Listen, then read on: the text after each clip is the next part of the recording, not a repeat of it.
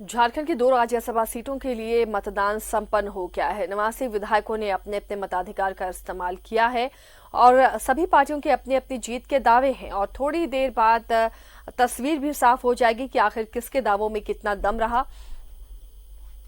5 बजे से मतगणना शुरू होगी और देर शाम तक नतीजे सामने आ जाएंगे। हालांकि बीजेपी के भी दावे हैं जीत के, कांग्रेस भी अपनी जीत का दम भर रही है, तो जेएमएम की भी एक सीट पक्की नजर आ रही है। फिलहाल थोड़ा इंतजार करना पड़ेगा नतीजे आने तक, उसके बाद ये तस्वीर साफ होगी। हमारे सहयोगी शहनवाज जुड़े हुए अपडेट के साथ।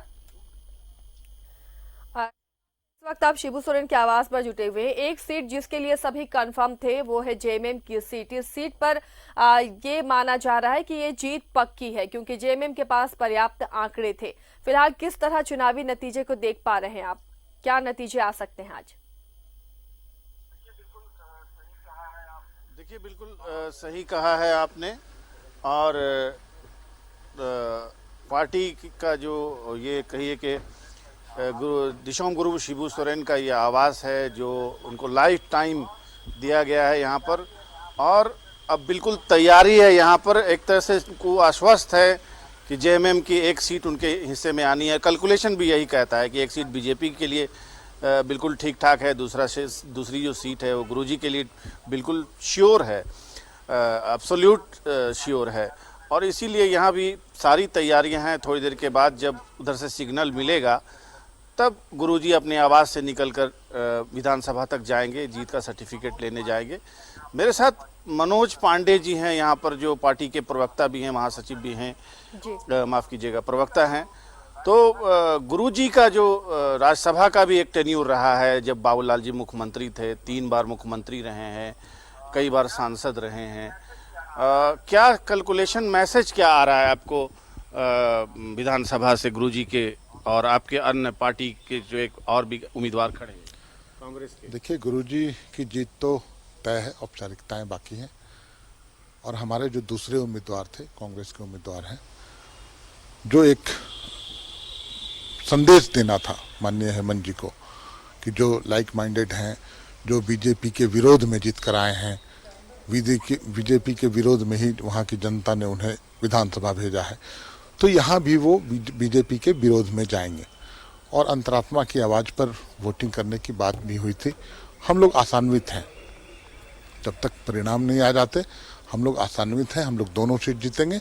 जहाँ तक गुरुजी की बात है, माननीय दिशोम गुरु इस राज्य के निर्माता, इनके राजनीतिक कद का शायद ही कोई व्यक्ति पूरे देश में हो।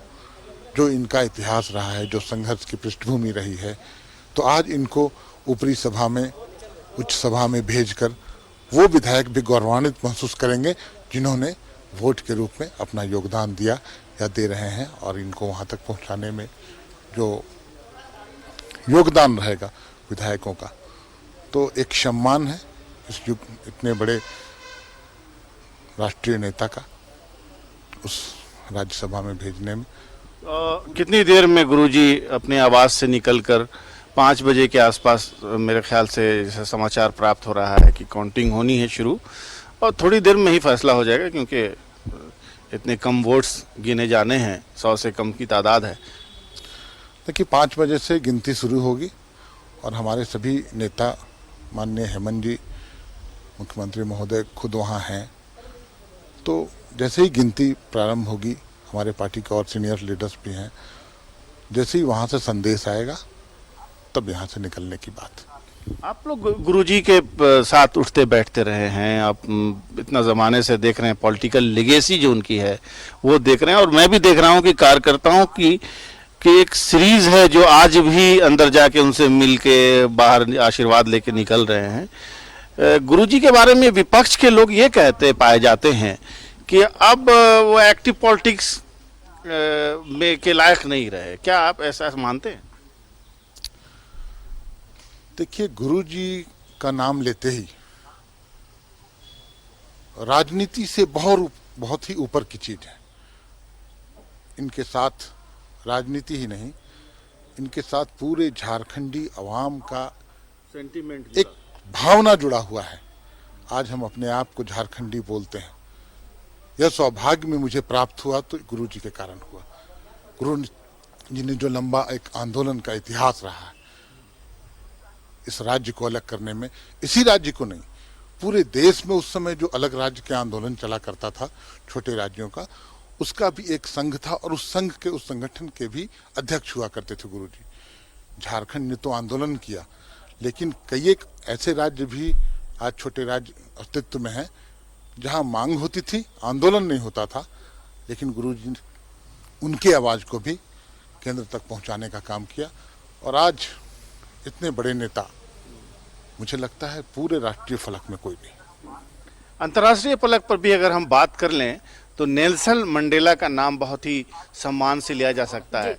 एक आर्टिकल में पढ़ रहा था हाल फिलहाल, उसमें ये लिखा हुआ था कि अंतर्राष्ट्रीय फलक पर जिस तरह नेल्सन मंडेला को लोग प्यार करते हैं, अगर भारतीय फलक पर अगर आदिवासी मूलवासी नेताओं की बात करें तो उस श्रेणी में दिशोम गुरु शिबू सोरेन का नाम आता है।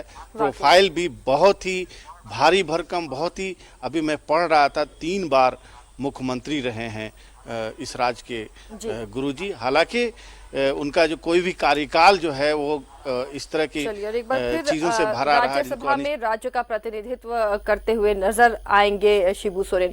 चलिए शहनवाज, शुक्रिया फिलहाल इस तमाम जानकारी के लिए। तो राज्यसभा का चुनाव 2 सीटों के लिए संपन्न हो गया है और देर शाम तक इसके नतीजे भी आ जाएंगे। 5 बजे से मतगणना शुरू होगी।